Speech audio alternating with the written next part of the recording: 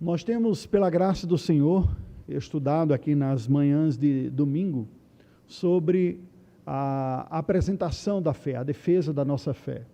Eu tenho procurado dar uma ênfase maior com o propósito da comunicação do Evangelho. O nosso conteúdo está sendo mais focado na proposta do Evangelho. O reverendo Marco Antônio e o reverendo Edson abordam outros aspectos.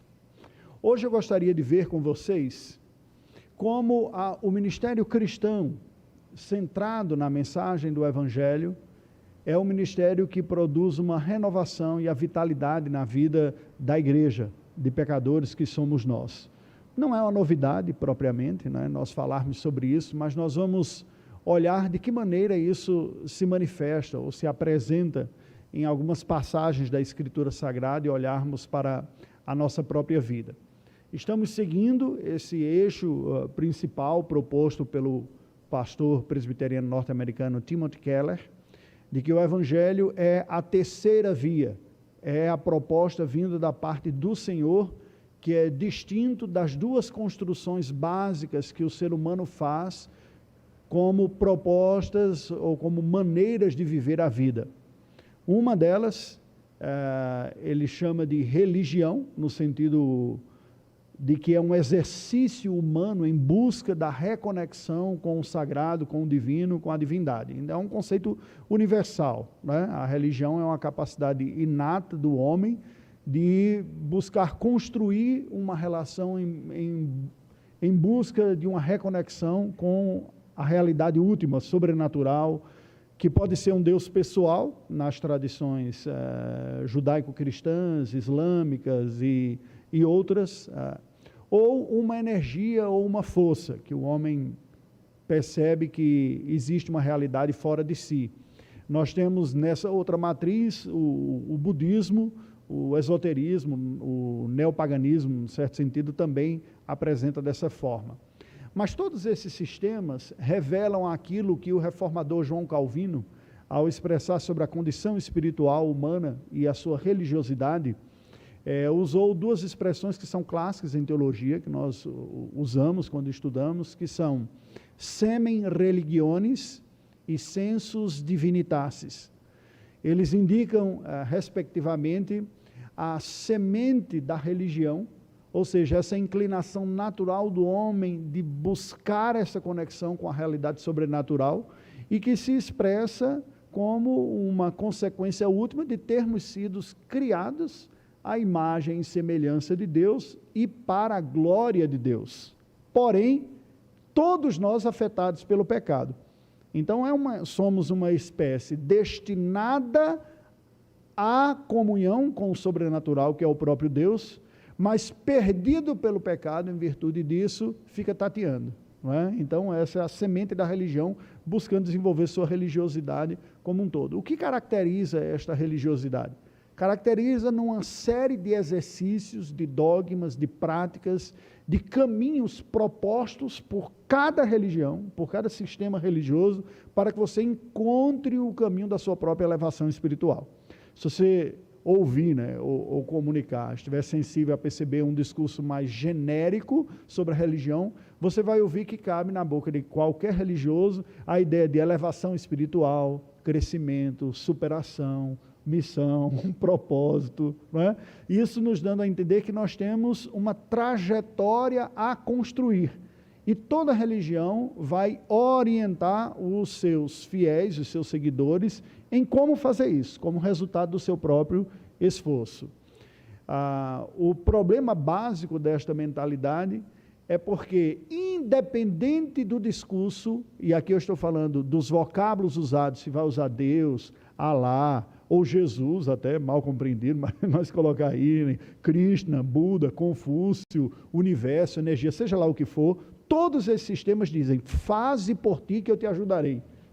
Um ditado que algumas pessoas dizem até assim, como está na Bíblia, né? Faze por ti que eu te ajudarei, ou Deus ajuda quem cedo madruga, e não tem nada disso na Escritura, mas isso reflete essa mentalidade religiosa natural, que é o homem dizendo, olha, eu vou construir esse caminho e Deus vai chancelar, e no final ele vai me premiar, né? Então eu me esforço para conseguir os benefícios da graça, comunicando inclusive uma contradição de termos e de ideia. Eu me lembro de alguma ocasião conversando com algumas pessoas e alguém especificamente, eu não me lembro o personagem, mas a frase ficou muito forte, muito clara na minha mente. Que a pessoa disse assim, se Deus vê que eu mereço essa graça, Ele vai me abençoar. E aí eu dei risada, né? Porque a pessoa não se deu conta que ela falou uma contradição, né? De termos em si mesmo, né? Se Deus vê que eu mereço essa graça, Ele vai me abençoar. Mas se você merece, já não é graça, é um pagamento, não é um tributo. Você pagou pelo preço, você fez as campanhas aí, fez o jejum, fez a oração, fez a boa obra, seja lá o que for, cada religião vai dizer o que é que você vai fazer, e aí só cabe à divindade dar o salário, né? Já que você cumpriu, então você merece isso aqui, né? Foste fiel, a distorção, né? Foste fiel neste pouco que eu pedi, então eu vou lhe recompensar com isso daí, né? Não é essa a lógica bíblica, né? A lógica bíblica é que a fé da graça é a fé que evidencia-se na sua vida, né? Que a gente vai conseguir perceber nesse sentido que Jesus fala. Então a pessoa comunicou isso.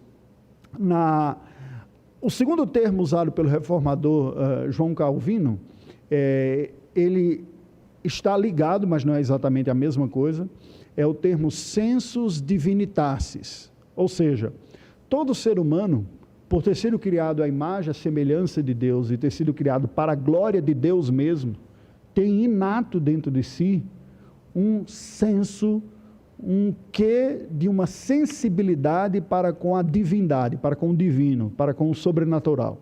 É inato. O que alguns podem fazer, ateístas ou basicamente ateístas, é tentar sufocar e reprimir isso, não é? Mas existe uma sensação de que a realidade não cabe dentro de mim.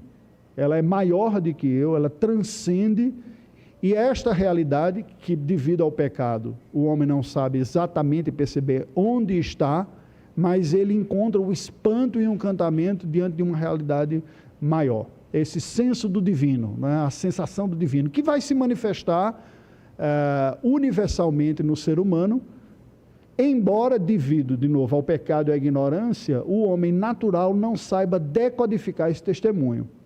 Nós percebemos no Salmo 19 que os céus proclamam a glória de Deus e o firmamento anuncia a obra de suas mãos, não é? A natureza. Se eu tenho um olhar bíblico, se eu tenho um olhar cristão, eu consigo perceber a impressão digital divina pelo universo ao meu redor. Se eu não tenho a compreensão, eu tenho o senso da divindade, mas eu não sei a quem tributar aquilo.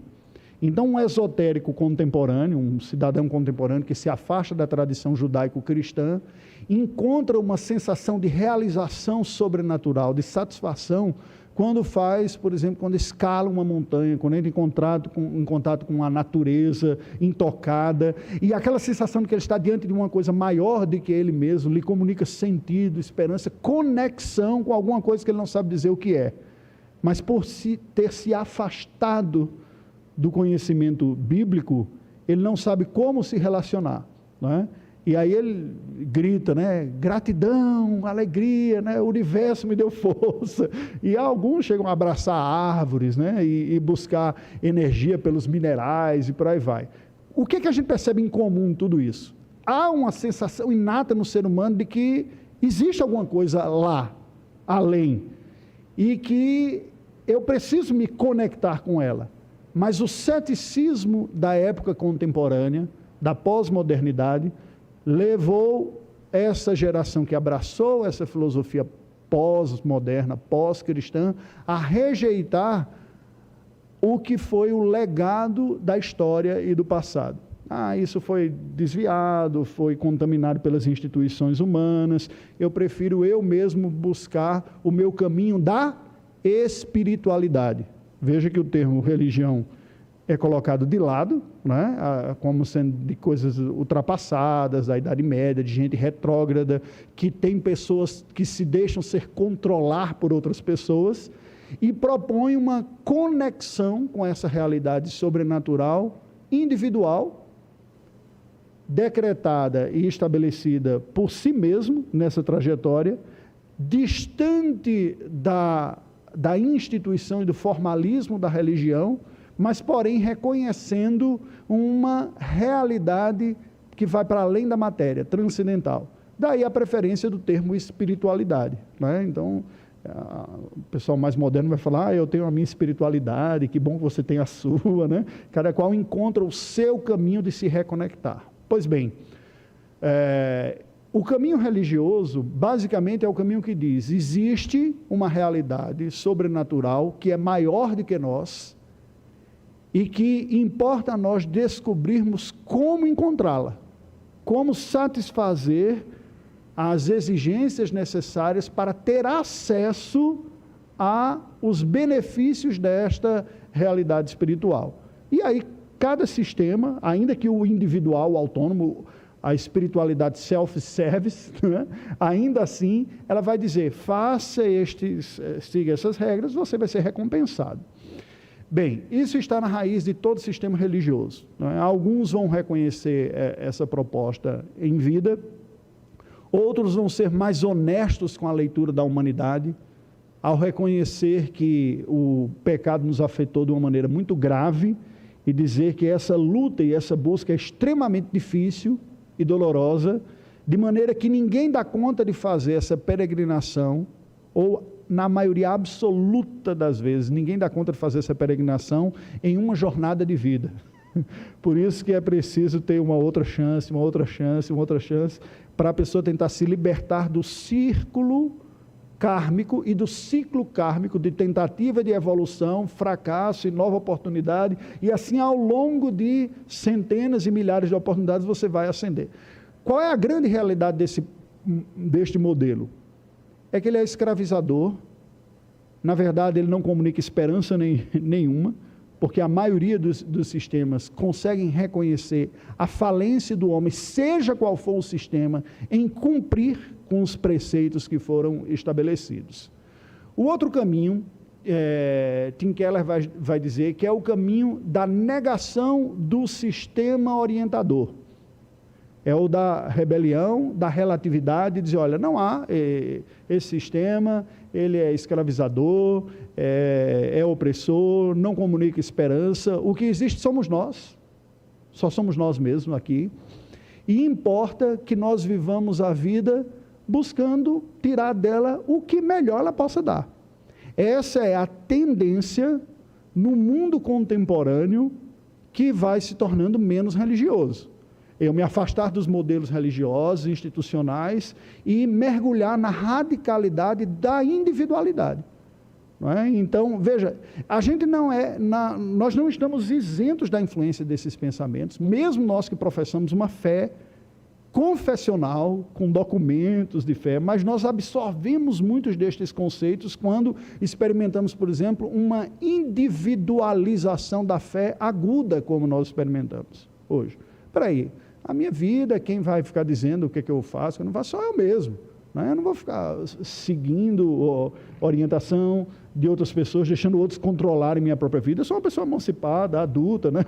Eu vejo os meus próprios critérios e estabeleço uma proposta de vida voltada para a busca do prazer e da satisfação, um foco muito grande na existência terrena e passageira. E veja, de novo, você vai encontrar o reflexo disso até no mundo religioso. Há uma pancada de religiões no mercado aí que são isso mesmo, religião de mercado. Eu vou oferecer para você recursos religiosos para você se dar bem, para você encontrar o seu prazer, sua satisfação, recursos esses e ambientes estes que as pessoas, no fundo, são clientes autônomos. Não têm relacionamento com os outros, não estão debaixo de liderança, não necessariamente precisam reformular a sua compreensão sobre Deus, nem a sua própria vida. O que estão em busca são de facilidades para a satisfação do seu próprio caminho, até na religião. Mas a marca principal desse segundo caminho não é propriamente a da religiosidade, é da radicalidade do indivíduo. É a busca do prazer, a relativização das regras. Eu dirijo a minha própria vida e vou seguir o meu caminho. Bem, vamos abrir a palavra do Senhor na carta aos Hebreus, capítulo 4.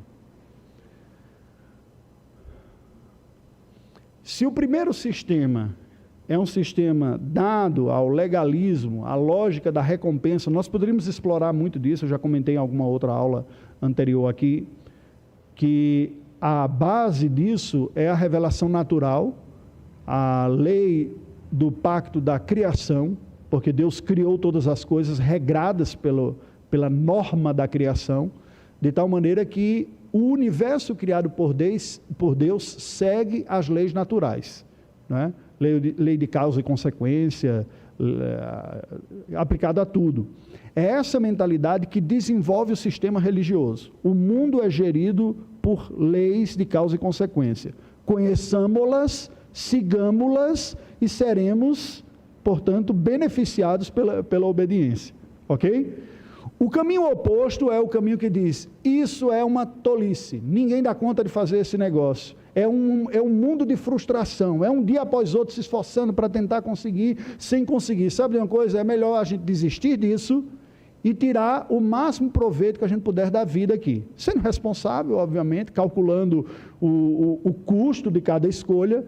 Eu ousaria dizer que um bom ícone representativo disso aqui é aquele filósofo francês Jean-Paul Sartre, né? Quando ele coloca a ética da responsabilidade, tem algumas coisas interessantes, né, do que ele coloca ali, mas o que ele diz é o seguinte: o grande medo do homem contemporâneo é ser ele mesmo a medida das suas escolhas. Então, por que ele prefere religião em tudo? Porque fica mais claro saber o que é certo e o que é errado. Assumir o controle da sua vida total, de dizer, eu sou responsável pelas minhas escolhas, inclusive pelo que é certo e que é errado, é assustador, por isso que alguns não querem.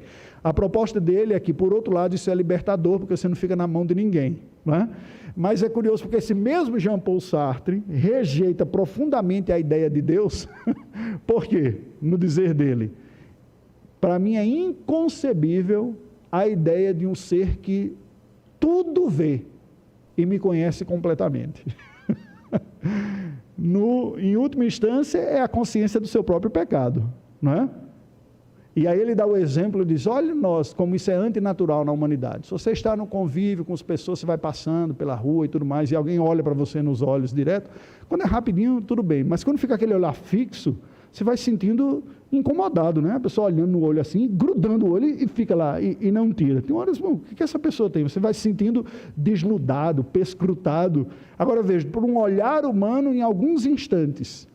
Imagine que você tenha do outro lado um ser que o olhar nunca tira de você e é perscrutador ao ponto de conhecer você completamente. Ele diz, isso é uma tortura.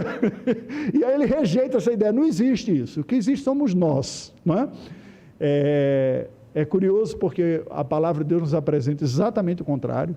O Senhor é aquele que nos sonda e nos conhece, mas o bom caminho do Evangelho e do Deus bíblico é que, apesar de nos conhecer, Ele nos ama e nos reconcilia e nos restaura. Porque uma boa parte desta dor ou do desconforto do ser conhecido pelos outros é a sensação de vulnerabilidade de que o que não há de belo em você seja conhecido pelo outro. Mas diante de Deus, o problema do não belo conhecido foi resolvido na cruz do Calvário. O que seria condenável em nós, preste atenção, em todos nós, não é um nós de falsa humildade de pregador aqui não, é nós mesmos, eu, você e quem está fora daqui. De todos nós, pelo Evangelho aquele que me conhece melhor do que eu mesmo, é aquele também que me ama e que já resolveu o problema do desconforto meu, do ser eu com as minhas próprias crises. Isso é o que faz com que o cristão, diante de Deus, consiga chegar na sua presença. Vamos ler Hebreus capítulo 4, versículo de número 12. Hebreus 4, 12. Vamos ler juntos este versículo?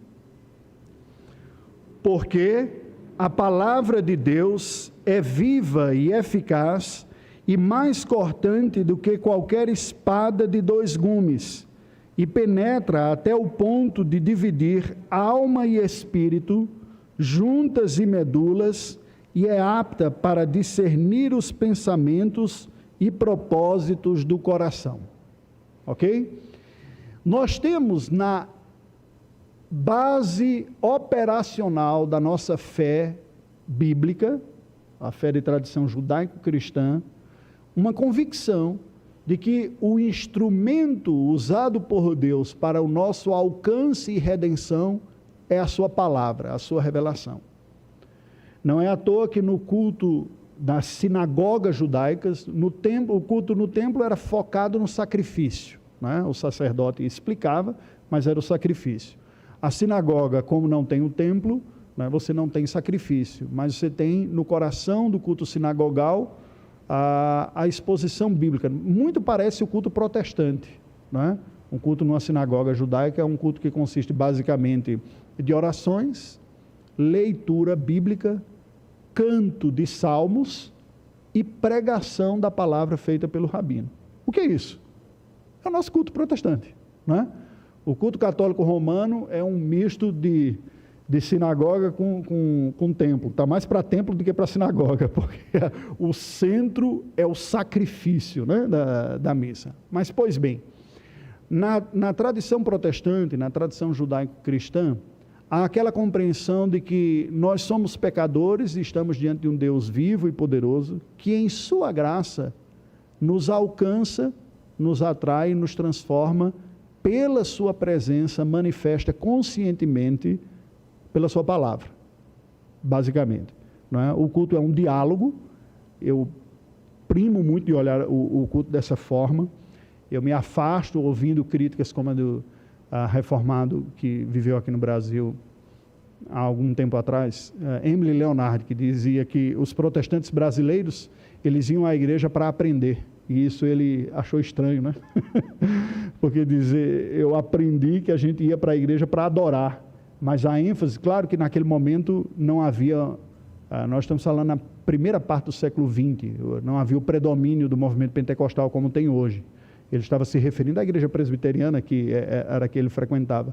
E ele percebia essa ênfase cognitiva, ao ponto de ofuscar a adoração. A ênfase na instrução era tão grande que até o culto era. Ele dizia, eu acho estranho, né? Os brasileiros, eles vão à igreja para aprender. Ele dizia, quando nós deveríamos ir para adorar, e o aprendizado é o meio para nos levar à adoração. Não é um fim em si mesmo, é um meio, né? Deus fala à minha mente para conquistar meu coração. Ele fala à minha mente para alcançar a minha vida. Ele fala à minha mente para que eu me arrependa dos meus pecados, eu me volte para Ele, eu encontre perdão, eu encontre alegria, né? Eu cante louvores, eu adore, eu dependa mais dEle. Veja, até os verbos que a gente usa ficam muito maiores, né? Quando eu penso no contexto da adoração. Se eu penso da instrução, é tudo sinônimo, né? Aprender, ensinar... É tudo variação de uma mesma moeda. Mas se eu penso no contexto da adoração, é uma série de coisas que Deus está fazendo comigo.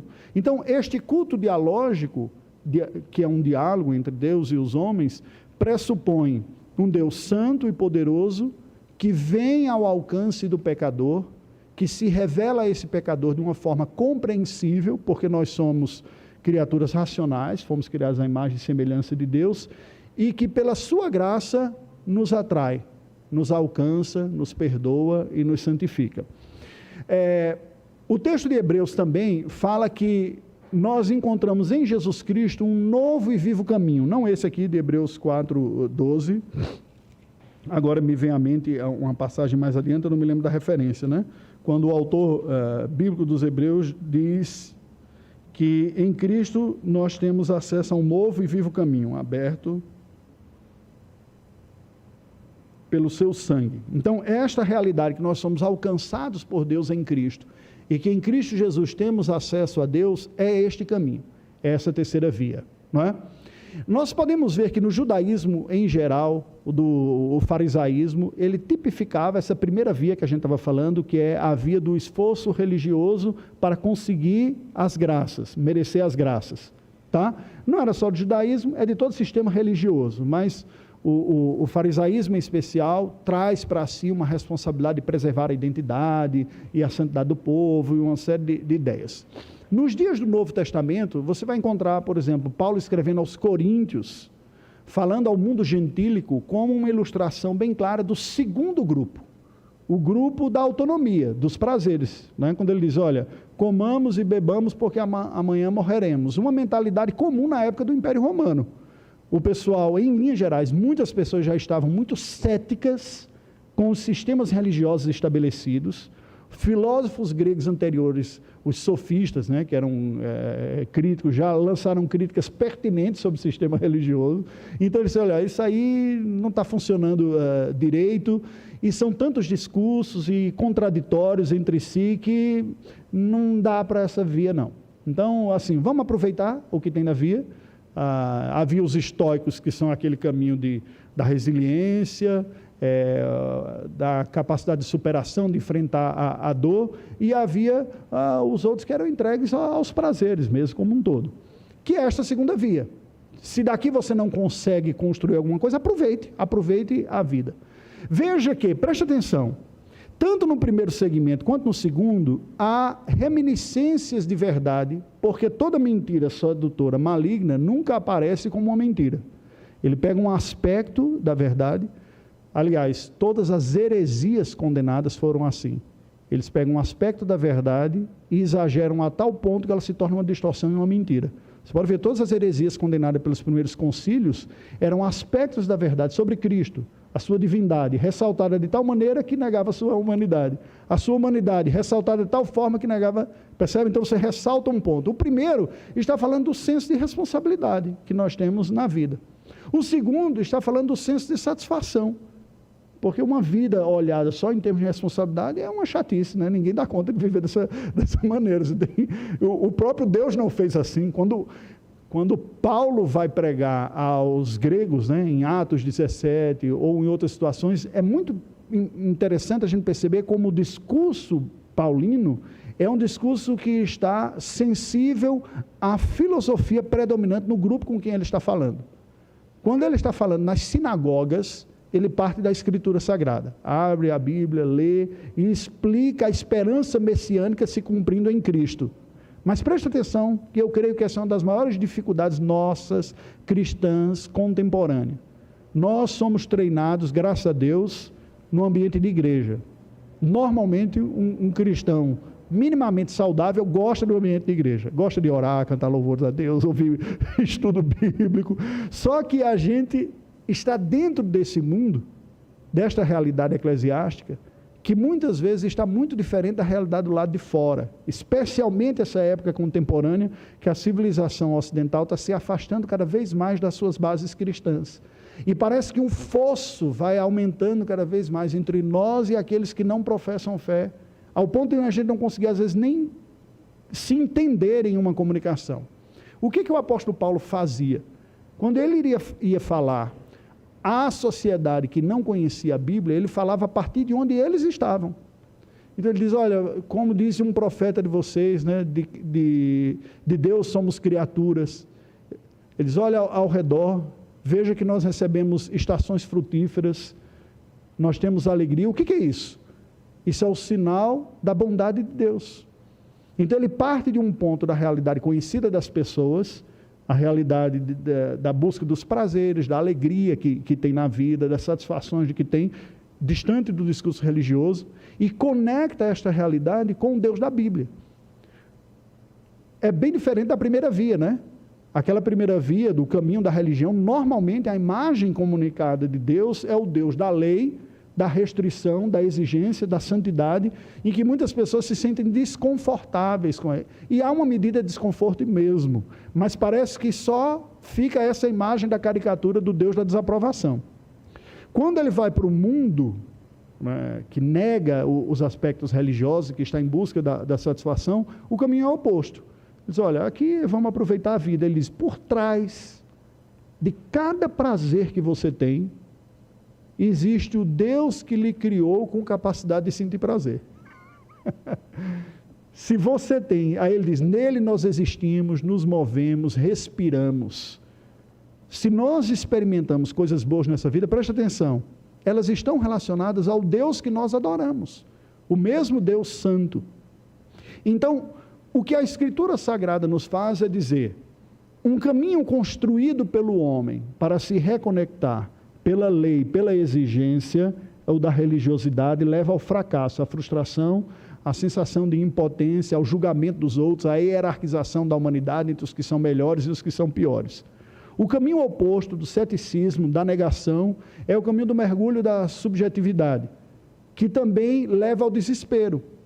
Quando você estuda os pensamentos, até filosoficamente secular, das implicações do humanismo, dessa autonomia humana, o resultado é niilismo e existencialismo. Não há um Deus pessoal, não há uma verdade a ser crida, não há uma instituição que detenha esta verdade, não há sentido em nada, nem mesmo a verdade absoluta tem. Então, assim, vamos aproveitar o que a vida tiver, não é? Só que o problema desse pensamento é que ele lhe deixa sem lastro para enfrentar a realidade da vida. E um dos exemplos disso é a crise do homem contemporâneo diante da dor e do sofrimento. Porque não faz sentido nenhum. Por que tem tragédia? Por que há morte de inocentes? Por que a exploração do povo? Não faz sentido a gente viver. Esse mundo é um caos, né? E por isso que é a fuga simplesmente no prazer radical. O que a Escritura vai nos apresentar é um caminho que não é o caminho da autorrealização, da rebelião de absolutos, nem o caminho da escravização de regras. É o caminho que é trilhado por Deus ao nosso encontro, o do Evangelho. E aí eu gostaria de ilustrar para vocês algumas histórias bíblicas para clarear um pouco essa mentalidade. Abra a sua Bíblia em 1 Reis, capítulo 19. Primeiro livro de Reis, capítulo de número 19. Vocês conhecem a história do profeta Elias, de como em seus dias o povo da aliança, Judá, havia se afastado profundamente da lei de Deus, havia caído em crassas idolatrias, né, com Baal. O próprio Acabe, que era o rei de Israel, que a Bíblia diz que foi o pior rei que teve, casa com uma mulher filisteia dos Sidônios, né, a Jezabel, de linhagem sacerdotal, e é um exemplo de impiedade. Eu vou ler aqui a partir do versículo 1. Acabe fez saber a Jezabel tudo quanto Elias havia feito e como matar a todos os profetas à espada. Então Jezabel mandou uma mensagem a Elias a dizer-lhe: façam-me os deuses como lhes aprouver, se amanhã a estas horas não fizer eu a tua vida como fizeste a cada um deles. Temendo, pois, Elias levantou-se para salvar a sua vida, se foi, e chegou a Berseba, que pertence a Judá, e ali deixou o seu moço. Ele mesmo, porém, se foi ao deserto, caminho de um dia, e veio e se assentou debaixo de um zimbro, e pediu para si a morte, e disse: basta, toma agora, ó Senhor, a minha alma, pois não sou melhor do que meus pais. Deitou-se e dormiu debaixo do zimbro. Eis que um anjo tocou e lhe disse: levanta-te e come. Olhou ele e viu junto à cabeceira um pão cozido sobre pedras em brasa e uma botija de água. Comeu, bebeu e voltou a dormir. Voltou segunda vez o anjo do Senhor, tocou-lhe e lhe disse: levanta-te e come, porque o caminho te será sobremodo longo. Levantou-se, pois, comeu e bebeu, e com a força daquela comida caminhou 40 dias e 40 noites até Horebe, o monte de Deus. Ali entrou numa caverna, onde passou a noite, e eis que lhe veio a palavra do Senhor, e lhe disse: que fazes aqui, Elias? Ele respondeu: tenho sido zeloso pelo Senhor, Deus dos exércitos, porque os filhos de Israel deixaram a tua aliança, derrubaram os teus altares e mataram os teus profetas à espada, e eu fiquei só, e procuram tirar-me a vida. Disse-lhe Deus: sai, põe-te neste monte perante o Senhor. Eis que passava o Senhor, e um grande vento fendia os montes e despedaçava as penhas diante do Senhor, porém o Senhor não estava no vento. Depois do vento, um terremoto, mas o Senhor não estava no terremoto. Depois do terremoto, um fogo, mas o Senhor não estava no fogo. Depois do fogo, um cicio tranquilo e suave. Ouvindo Elias, envolveu o rosto no seu manto e, saindo, pôs-se à entrada da caverna. Eis que lhe veio uma voz que disse: que fazes aqui, Elias?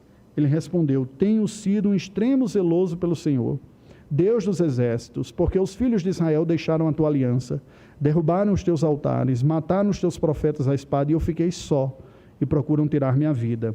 Disse-lhe o Senhor: vai, volta ao teu caminho para o deserto de Damasco, e em chegando lá, unge a Azael, rei da Assíria, a Jeú, filho de Nissim, ungirás rei sobre Israel, e também Eliseu, filho de Sefate, de Abel-Meolá, ungirás profeta em seu lugar. Quem escapar à espada de Azael, Jeú o matará, e quem escapar à espada de Jeú, Eliseu o matará.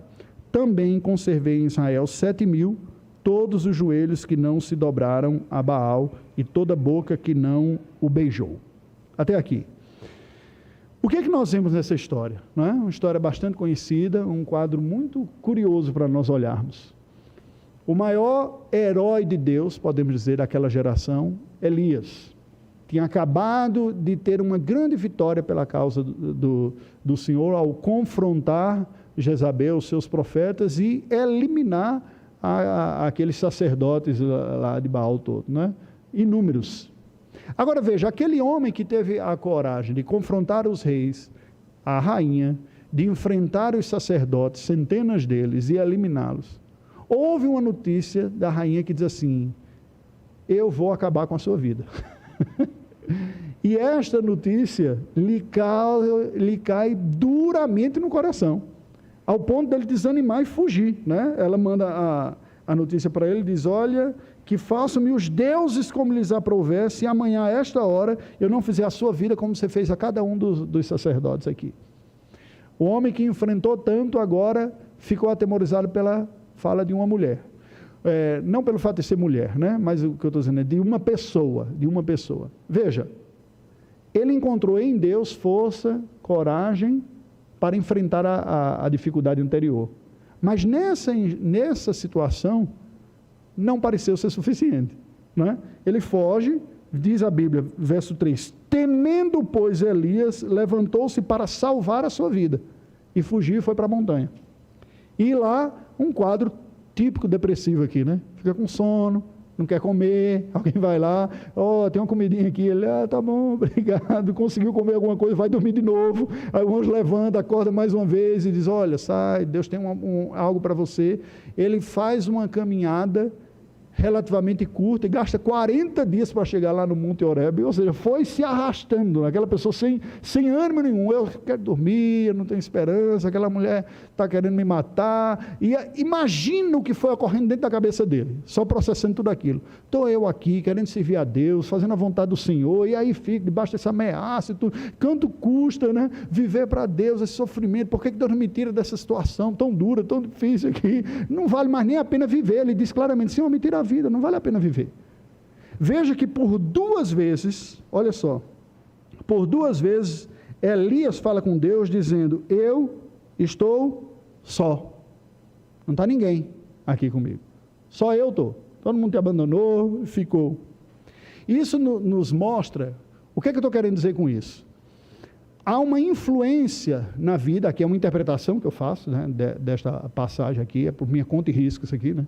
Há uma influência na vida de Elias, por alguém que é servo de Deus, dos caminhos da religiosidade.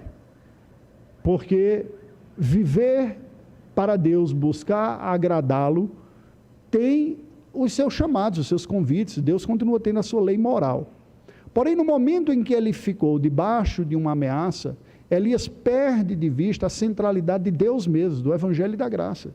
Se Deus o levanta, o capacita a enfrentar todos os sacerdotes, não estaria Deus presente com ele também para enfrentar a ameaça da rainha?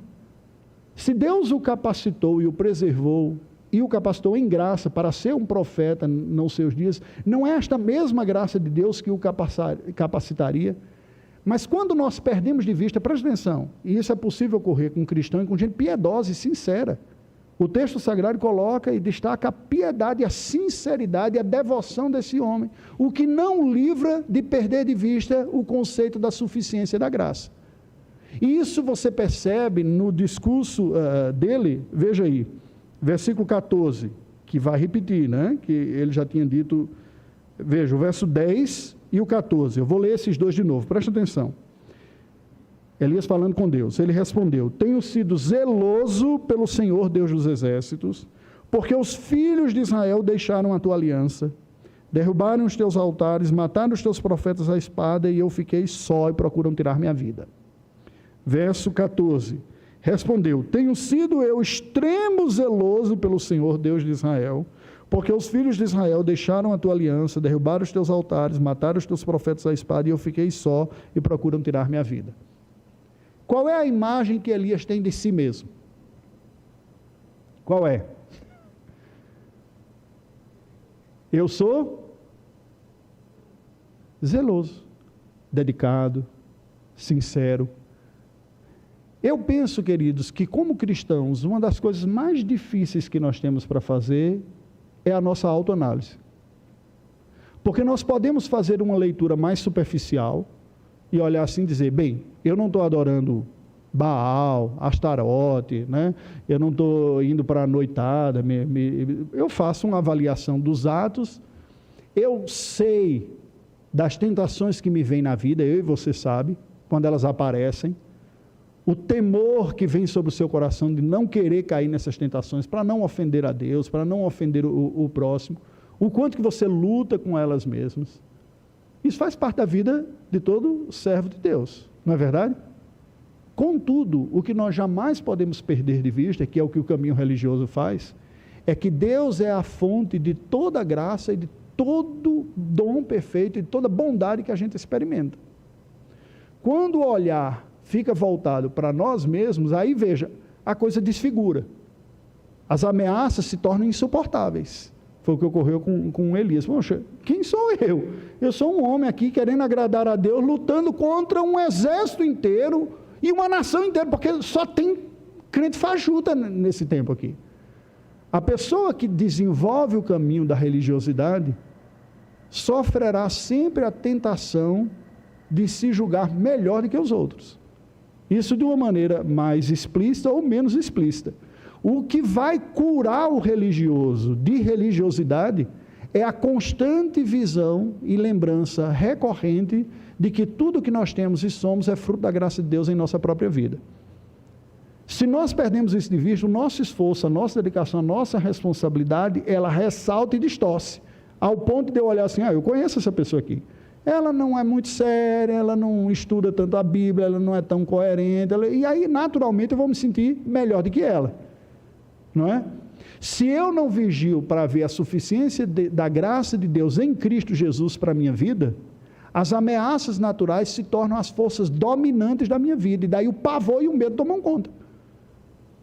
Porque o Deus que fendeu a rocha, falou com Elias no meio de um cicio suave. Como que dizendo, Jezabel está gritando ameaças com você. Eu, o Todo-Poderoso, comunico a você graça de uma maneira discreta e simples.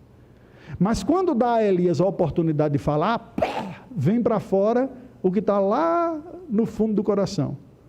Ô vida desgraçada, vida miserável essa de profeta, sozinho aqui, não tem ninguém comigo, não, pessoa para dizer, vai adiante, eu estou aqui, eu fico sofrendo, ô Senhor, ninguém, né? Só eu estou aqui. O desfecho dessa história é muito interessante, né? Deus é gracioso e paciente com seu profeta, que não foi uma pessoa ímpia, que era uma pessoa zelosa, mas que, aparentemente pelo texto, tinha perdido de vista a suficiência da graça. Estava olhando e interpretando a vida pelos critérios das responsabilidades pessoais tão somente. E Deus não o condena, porque veja, esse é um problema espiritual. É diferente do problema espiritual dos outros israelitas que estavam adorando Baal, que estavam com vida imoral. Eles estavam caindo o quê? No segundo estilo de vida que ele falou. Estou nem aí, vou curtir a vida, vou aproveitar. Em oposição a isso, vem a religiosidade, dizer, não caia nesse caminho não, se esforce, faz por ti que eu te ajudarei. E isso fisgou Elias em um dado momento. Qual é o lucro disso?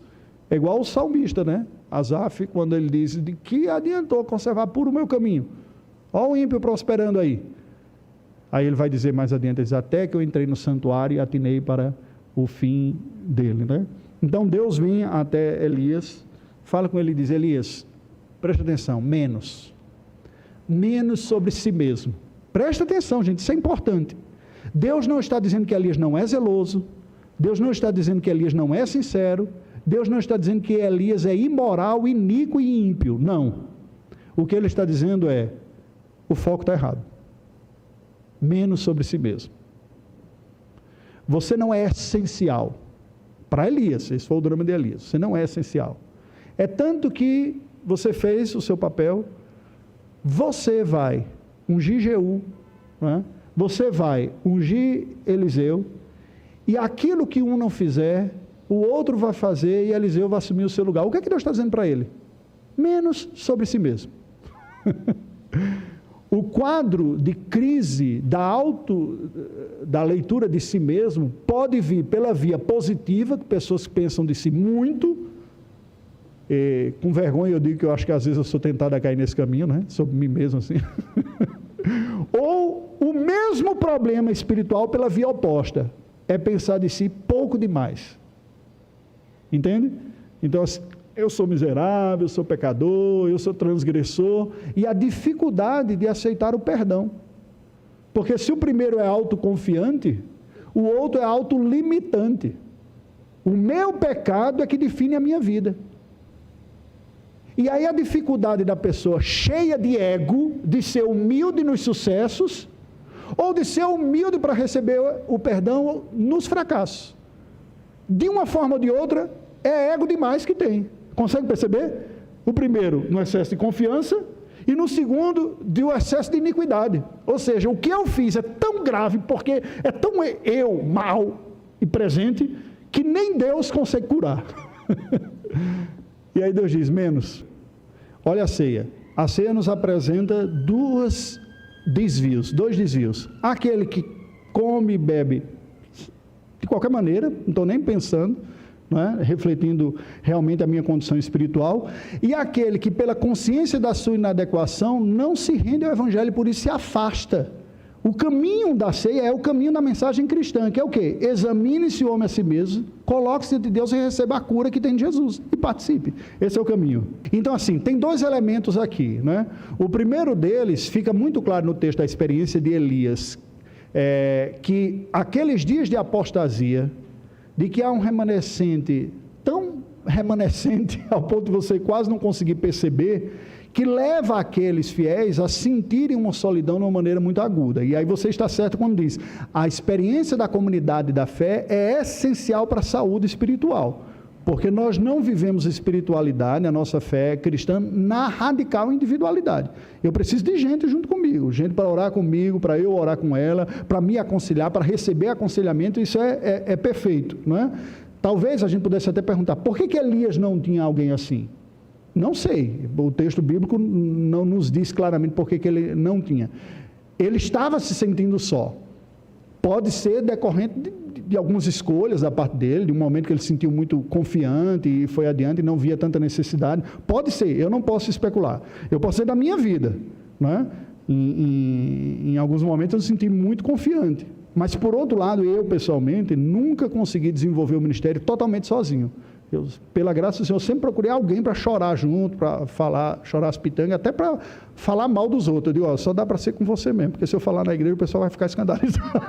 Aí amanhã você me exorta, hoje você só me ouve. Percebe? Então, assim, a necessidade que nós temos de outras pessoas, isso é perfeito.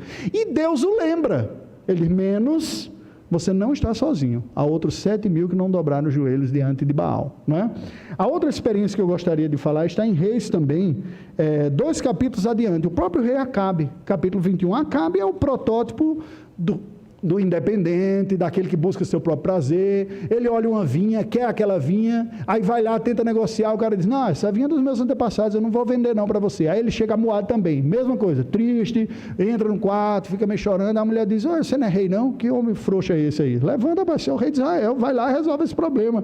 Não, mas ele falou, quer antepassado, não quer me dar.